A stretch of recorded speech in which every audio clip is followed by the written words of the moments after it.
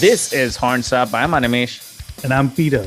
And today it's time for I really don't know how to categorize this band. What do I do know is that some call them post-metal, some call them black metal, some even call them avant-garde metal, some call them alternative metal. All I know is that Celeste from France is fucking heavy. And we've got the band's vocalist, Johan, with us. Johan, how are you doing today? I'm good, thanks. Nice to meet you. I have to ask, have you become tired yet with all the genre talk that's become a part of almost every write-up and conversation with you guys?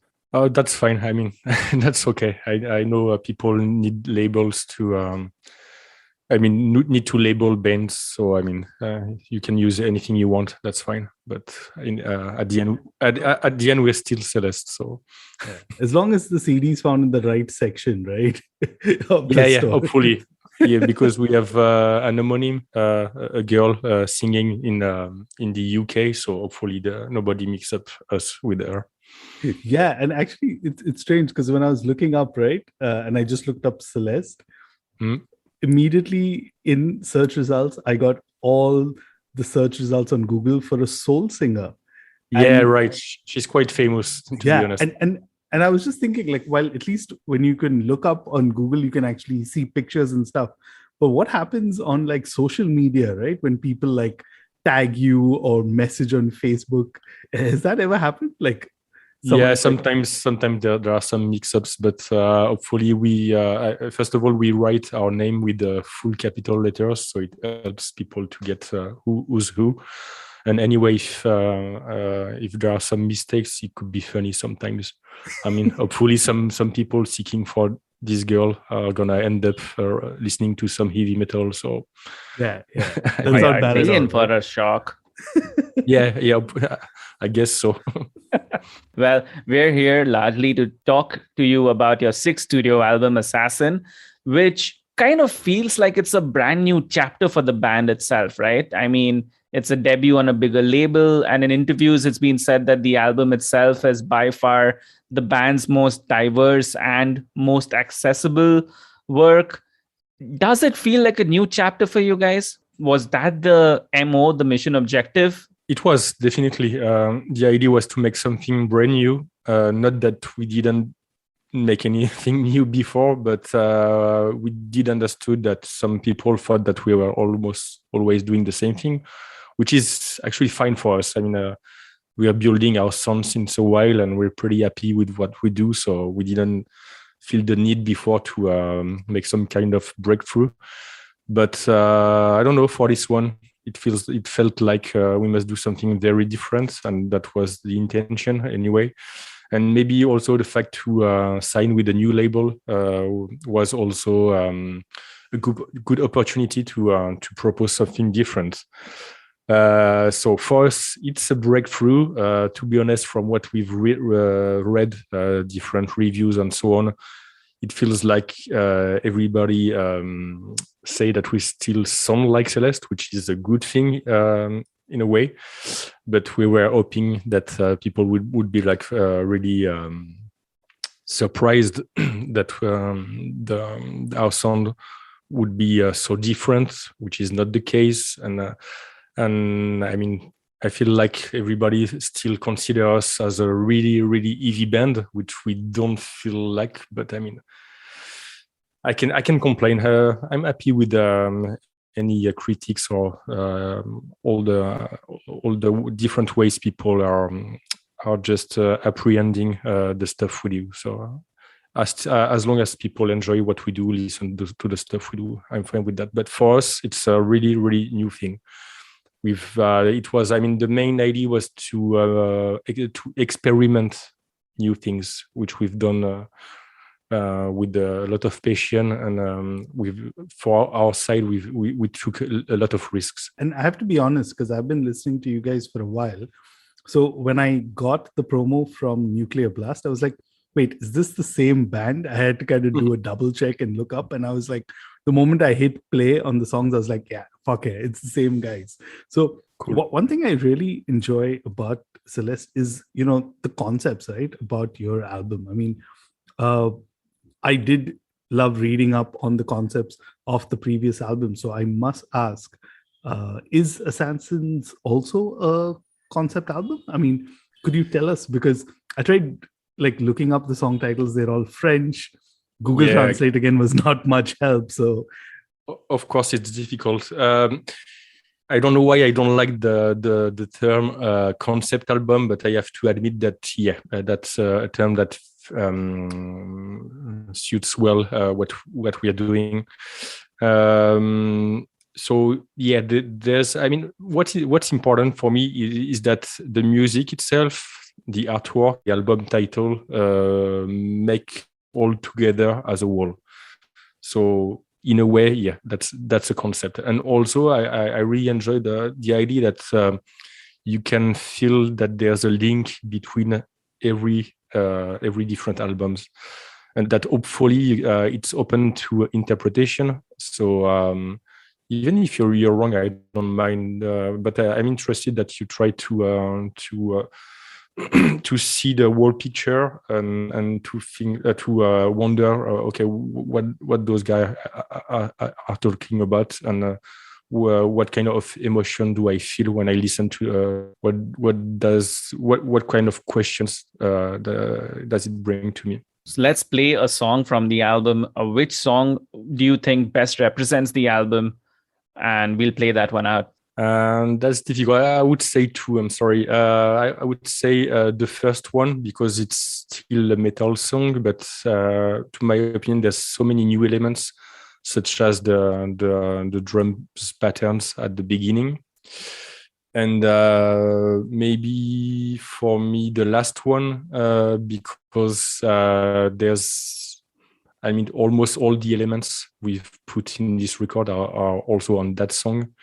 And there's some kind of post-rocky elements, which are quite new also for us. And I really enjoyed the end of that song, and also the fact that there's female vocals, which is also something really new. So it's, I mean, it's a good way to pretty much understand where we were trying to go through this album. All right. So what we'll do is, since you picked two songs, let's play one right now, and then we'll come back, chat a little bit, and play the other one later. First up is the first song you mentioned, which is, and I'm butchering French because I don't know how to speak it. Please do it. Please do Des it. Torrents des coups. Is that correct? It's fine. It's really nice. Yeah, thank you. That is the opening song Congrats. from Celeste's sixth studio album. It's called Assassin. It's called Des Torrents des coups.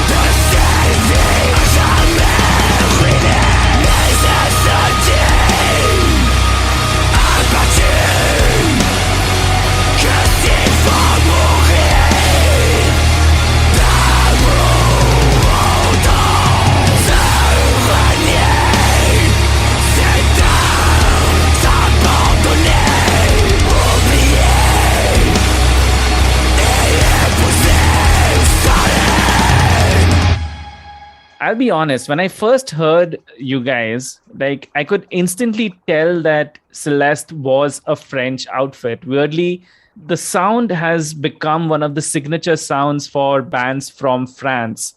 Do you agree or disagree?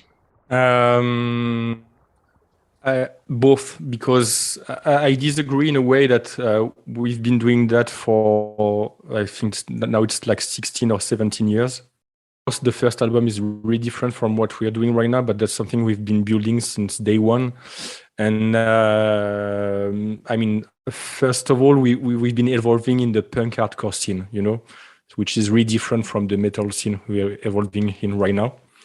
And we had like no influences, and I still think we don't really have some. So I mean, maybe we have there's like a French touch, but I think it comes more from a cultural background than just being influenced altogether in a way, But I mean, if you stick to this idea, the cultural background, then yeah, you understand why maybe there's something that influences the way we are writing music and the way we are writing melodies, especially because I think that what you get and try and finally hear in every different French bands is the way we do write melodies. I mean, I guess it also depends when you listen to the song, right?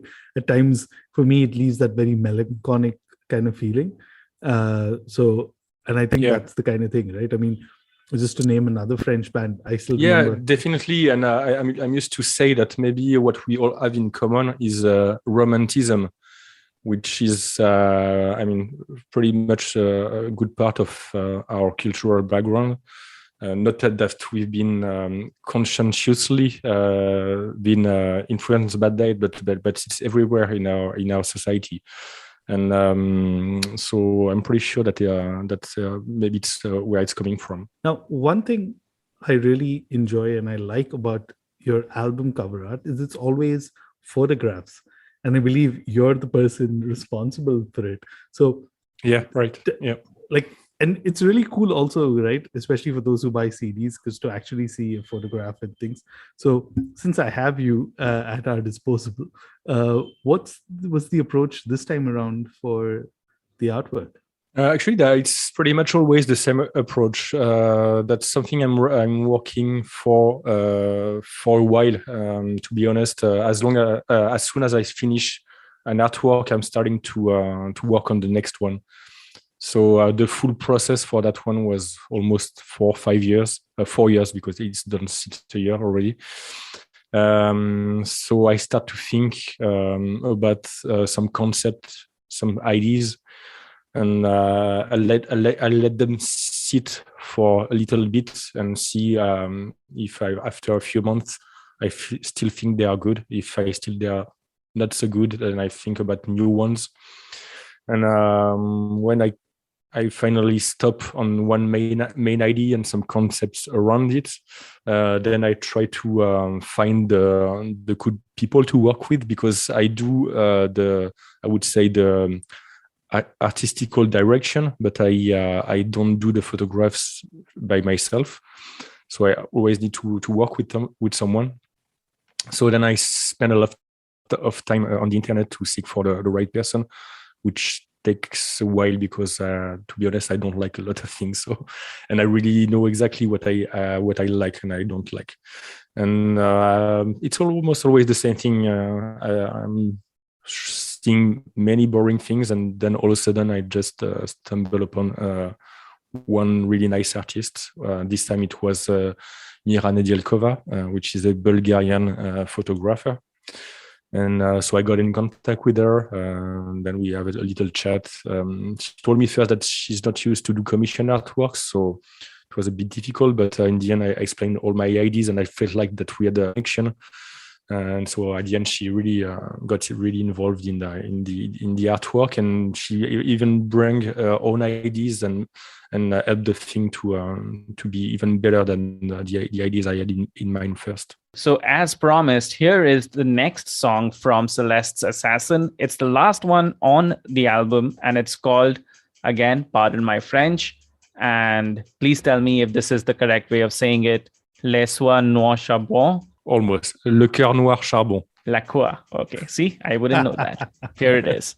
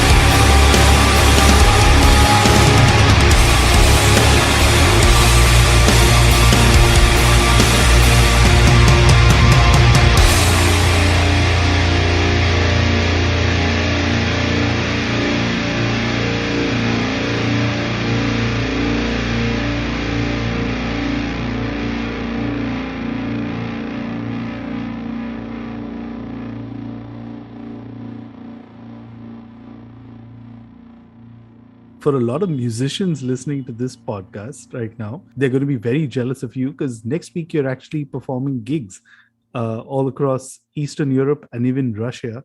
And in March, you're performing in UK. But so far, it's not 100% sure because, you don't know what's going to happen. I mean, fingers crossed, man. All of a sudden, we can say, okay, everything is shut down and you have to stay home.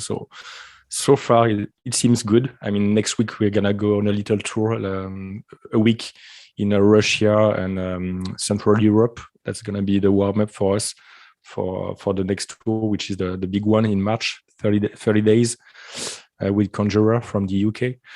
So, yeah, we are super lucky, but I don't want to say too much and bring bad luck because I wouldn't like to be like in 2 weeks be crying at home because everything would be just cancelled. But if it does happen, we're gonna be one of the few on tour in Europe, which is really convenient because let's be honest, there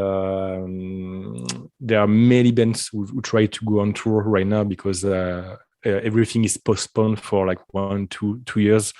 So there's almost a traffic jam to find some good spots and travel Europe. So if it does happen, of course, we're gonna be super lucky, and we are really looking forward to it because being on the road is the thing we enjoy the most by far. Okay, talking about being on the road and talking about your live experiences, you guys are known for performing in a dark atmosphere with almost no lighting except for signature red headlamps, right? Why do you insist on that kind of a setup? What do you think it adds to your experience? When we started up the band, actually just playing with white lights on stage, they really didn't care about the live aspect. That's enough, but I never felt the same way. Previous band, I was always thinking that when you go to attend a show, it's even if you play in a squat, a floor show for 10 or 15 people, you have to bring a kind of enhanced experience. So it started up with the red headlamps. Then we've had some strobes, the smoke machines, and so on. And the idea behind that was to say, okay, we want to do some very, very violent music. So let's find some ways to show a very violent performance. And so that was part of it, playing in darkness, using almost only red lights, which is quite oppressive, were the first ideas. And we stuck to it until now. Now we are, years after years, we've tried to improve the things, put some more lights, have some people work with us to improve the live set. And it's gonna be the same thing for that album. We've been working a lot on the live aspect, and the idea is to propose a very immersive experience. I really want people to come at our shows, just show up, go in front of the stage, and then just lose their mind and just wake up an hour later and feel like, okay, what the fuck happened? That's a brilliant way of putting it. And I hope you guys really get to do that, because that will be a good experience, especially for somebody who's coming out of the pandemic and going for the very first gig. Imagine that. Wow. That'll be a complete head rush. True. Alrighty. So on that note, it's been an absolute treat talking to you, Johan. Thank you so much for taking some time out and chatting with two boys from Bombay, India. Thank you so much. Hopefully we're gonna come by someday. Hopefully, fingers crossed. So why don't you guys go and check out the new album from Celeste and come back and let us know what you thought about it. We are all ears. We are at hornsuppod.com, or you can find us on Twitter at hornsuppod. As always, I'm on Twitter at Asmawani. I'm at Trend Crusher. And this was Horns Up. Horns Up, guys.